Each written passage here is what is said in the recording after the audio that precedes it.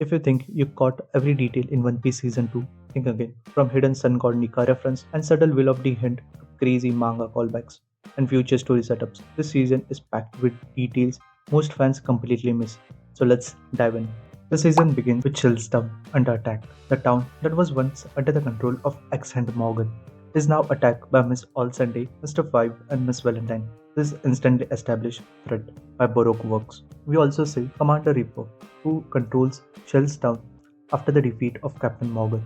Earlier, he saluted Monkey D. Luffy for defeating Morgan, but now he comes face to face with Robin, and what might the scene implies that he has died. Another interesting detail is appearance of Mr. Seven. This works as a callback to season 1 where Zoro had actually killed him. A small detail but nice continuation. We also get a hint about the leader of Baroque Works, Mr. Zero. There is a funny Easter egg. Sanji is wearing a Doskoy panda apron right next to Panda Man. This is Eiichiro Oda's most famous recurring Easter egg. One of the most important scenes is the flashback conversation between Gold Roger and Monkey D. Garp before Roger's execution. There are three major takeaways from this. Firstly, Roger calls Garp the hero of the God Valley incident, which hits even harder for manga readers today. Second, we see hints that the Roger's health was rapidly getting worse. Third, the major moment in the flashback is Roger asking Garp to take care of his son. Interestingly, when Eiichiro Oda was right at this point in manga, he hadn't planned Ace to be son of Roger. The Straw Hat finally reaches lockdown. All over the town, we see banners celebrating Marine's victory, marking the 22nd anniversary of Roger's execution. There is also a poster for the show called The Hero of the Marines. A small but interesting detail appears in one of the shops, which is named Manmere. And for manga readers, this name is very important as it connects to the 20 royal families among the world nobles. The character Gunko comes from this family. We then get to see Smoker's entry, who brings Jose from the Yes Pirates. Interestingly, in manga, Jose and his brother were actually defeated by Tashigi. Another fun detail appears in the carnival poster, offering free Hero of the Marine merchandise, but hidden here is a reference to Figureland family. One of the royal families.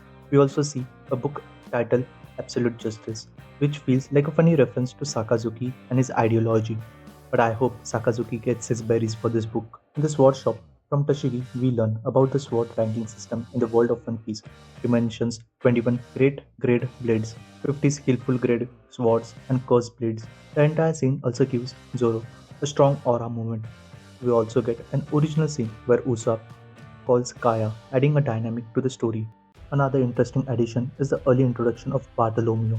We see his admiration for Luffy to grow naturally. The execution platform scene then brings together Buggy, Elvida, and Straw Hats. Also, a quick appreciation to Elvida's actor, who actually lost weight between the two seasons to match the character's transformation. During the execution platform scene, lightning strike right before Luffy's execution, and my personal theory is that the lightning was actually a devil fruit ability of Monkey D. Dragon. During the fight between Zoro and Tashigi, we see an important character trait. Zoro refuses to kill a female opponent. Another interesting background detail is the bounty poster of Pedro. On the dragon ship, we also get a quick glimpse of Sabo, a small scene, huge tease for the future. One of the moments from the manga and anime was mostly cut. Roger's favorite bar and the bartender scene doesn't appear fully here. We only see a quick glimpse of the bar when Smoker calls Raul to get a drink. In episode 2, we see after the Straw Hats enter the Grand Line and the crew gets separated, Luffy ends up unconscious near Crocus lighthouse. While he is asleep, Luffy mumbles, 5 more minutes, Dadan. This is a subtle reference to Dadan who raised Luffy when Monkey D. Garp meets Smoker in the lockdown near the Figureland newsstand. We briefly see the World Economic newspaper. The newspaper is run by Big News Morgan. Later, Crocus is also shown reading it. The headline states, Alabasta Princess Still Missing, which works as a subtle foreshadowing. The topic even comes up in the conversation between Garp and Smoker. Originally in the anime and manga, Mr. Nine and Nefertari Vivi, disguised as Miss Wednesday, try to kill Laboon for meat and are defeated by Luffy. The series makes a creative change, where they are swallowed by Laboon instead. The Straw Hats defeat them inside. Also gives Vivi a moment to save Usopp. However, the show removes the iconic funny that stare moment of Crocus that became a famous meme from anime. Another difference is that the show explains it's impossible to live inside Laboon. because of digestive toxins. In the original story, Crocus actually stays inside Laboon to treat him. This is also a funny moment where Luffy jokingly tells Crocus to stay inside Laboon. One detail I really liked was the early reference to Brook. Introducing him this early helps set up future storylines, especially since we don't know how far the series will progress. Luffy's conversations with Laboon about how sometimes people leave also hits emotionally harder. Also, Luffy singing to Laboon was an original scene which didn't happen in manga. And if you look closely, there is an even subtle hint of Sun God Nika pose reference during this scene. Kobe tells Tashigi Garp's ideology. Garp explained to Kobe that blindly following orders doesn't make someone a good marine. Following your own moral code makes it. For viewers who understand the deeper meaning behind this idea, it's a very powerful line from the series perspective. One interesting visual detail is the purple flowers surrounded the lighthouse at the Twin Cave where Crocus lives.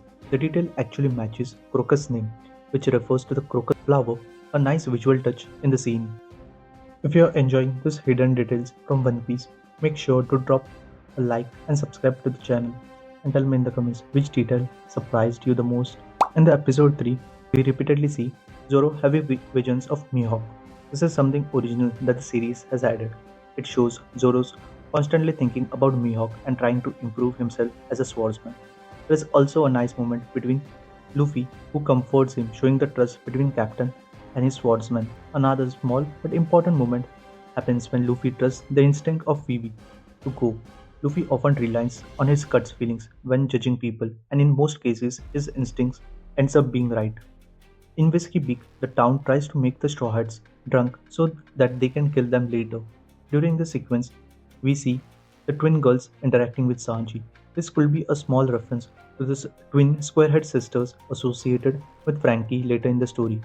Another interesting visual detail during Zoro's fight at the Whiskey Peak. While he's defeating enemy, he's literally fighting above a butcher shop, a funny visual metaphor. As the Straw Hats finally leave Whiskey Peak, they encounter Miss All Sunday. Interestingly, in the original story, Miss All Sunday also appears on Straw Hat ship, but it is after Whiskey Peak arc. In episode 4, we see Miss All Sunday gives an eternal pose pointing to Nanimoni Island. If you remember, Usopp once told Kaya a fake story about fighting a giant goldfish and landing on what he thought was an island, but in reality, that island was actually feces left behind by the goldfish after it swallowed an entire island. And this island is exactly that. During the verbal fight of Zoro and Sanji, they make a bet that who can defeat more enemies on the island. This rivalry mirrors the relationship between Dory and Broggy, which we later see, who have been dueling for years while still respecting each other. Another interesting production detail here is how the show uses camera angles instead of long wide shots. This likely helps minimize the amount of VFX work needed for such large scale production. Also, another detail, Broggy was actually poisoned in anime and manga. The live action changed it. Also, in one of the scenes with Broggy, we see 3 statues. The first statue appears to be Loki. It is its original silhouette. The second one is Dory, and the third statue, which resembles Sun God Nika with burning hair and sword in his hand. Throughout the episode, there are multiple references about Elbaf. We also hear mentions related to Adam Tree and the legend of Sun God Nika, which are important elements in the larger lore of One Piece. Both Dory and Broggy are revealed to have 100 million berries bounties. However, they have been fighting on this island for over 100 years, meaning these bounties were issued a century ago. Considering inflation and the legendary reputation, the actual threat level today would likely be much higher.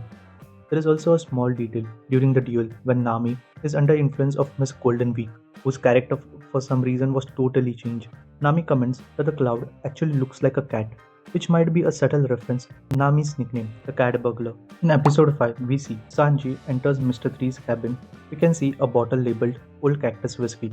Interestingly, this drink appears multiple times across location in the series. It might be actually a small reference to Whiskey Peak. Also, Sang Rouge wine, which in French translates to red blood, also appears. One of the best character moments in the episode is the conversation between Usopp and Dory.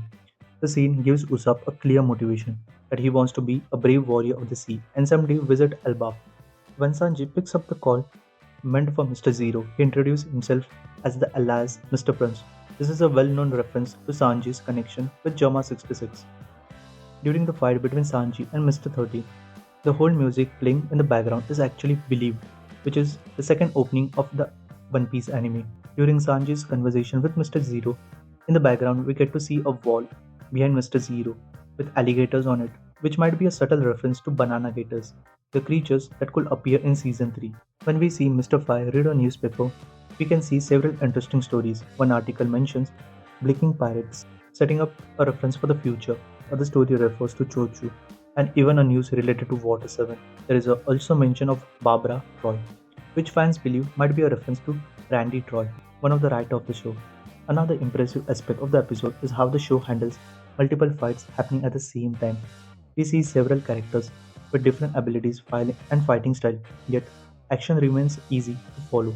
At the end of Little Garden arc, Dory and Broggy helps Stuart escape using Hakoku sovereignty. This attack is also used by some of the most powerful pirates later in the story. And the ending song, Pray to the Sun. This might be a subtle way to reflect the belief of the giants of Elbaf, also tying to the larger themes that becomes important later in the One Piece story. At the start of episode 6, we see Miss All Sunday giving Wapol his devil fruit. This is actually different from manga, where Wapol had his power for a long time. However, this change works well to show the connection between many of the events of season 2 are directly linked to Baroque works, suggesting that the organization is manipulating many events leading towards a direct, bigger confrontation in season 3. We also hear a mention of Marshall D. Teach, also known as Blackbeard. Unlike anime and manga, the series don't show silhouette over here. There is an appearance of Isle of Renaissance. The scene is actually original to the series. In the manga, the island is only mentioned where Mr. 11 was captured by Smoker. We also see a Reverie flashback from 10 years ago before the current story. In the scene, there is a noble with Dracula-like appearance who might be inspired by Patrick Redfield, a character from One Piece video game designed by Eiichiro Oda. Another major detail mentioned here is the assassination of Otohime, the queen of Fishman Island. It is also mentioned that the Fishman warlord, Jinbei, was unable to protect her. The episode ends with introduction of Tony Chopper and Dr. Kureha. A lot of efforts clearly went bringing Chopper to life and the result looked fantastic.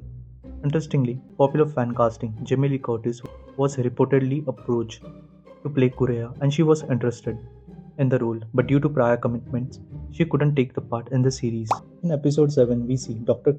Kureha drinking ume, which is also the drink she drinks in anime and manga. Ume in Japanese symbolizes spring, endurance, and beauty, and it's also a flower that grows even in snowy conditions.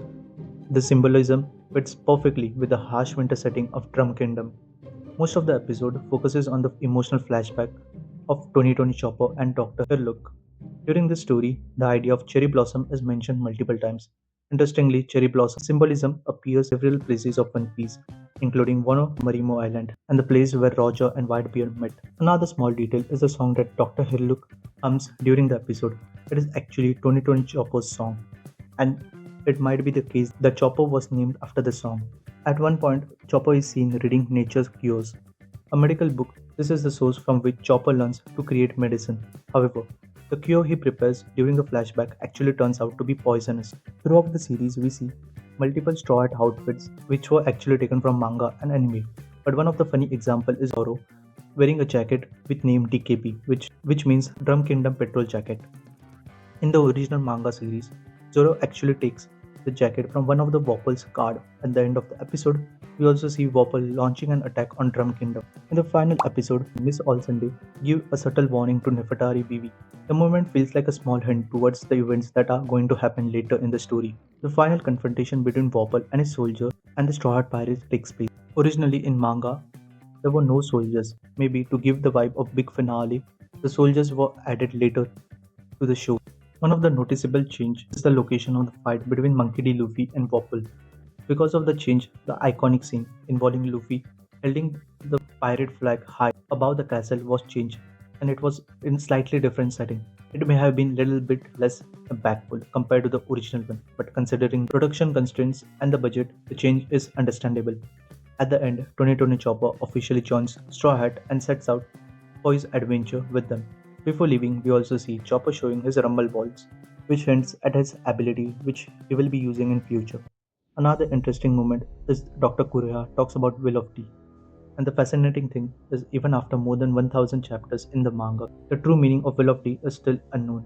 And also, there are setup for season 3. The series ends with setting up future events, like we see Vivi revealing the true identity of Mr. Zero, also known as Crocodile. At the same time, Smoker and Tashigi are heading towards Alabasta, while Crocodile begins working on Operation Utopia. We also finally see Banana Gators, which had been hinted earlier in the season. All this clearly set stage for season 3, and these are the 50 plus hidden details from season 2 of One Piece. If you have spotted any other Easter egg or references that I missed, let me know in the comments. Don't forget to like, share, subscribe. I will see you in the next one. It's your boy Random AF signing off.